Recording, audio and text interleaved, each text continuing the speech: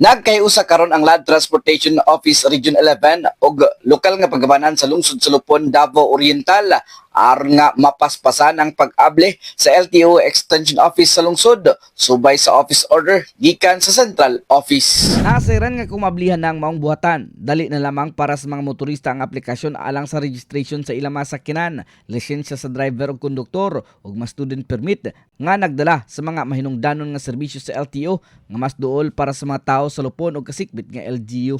Nahibaluan ngadtong Mayo 14, 2026, nagtagbo ang mga personal sa LTO ug Lupon LGU din ang team sa LTO 11 gipanguluhan ni Regional Director Ernesto Rafael Rubillo samtang ang team sa LGU Lupon gipanguluhan ni Mayor Santos Alonzo ug Vice Mayor Attorney Christian Lawrence Go uban sa bug-os nga suporta gikan sa ilang mga department heads.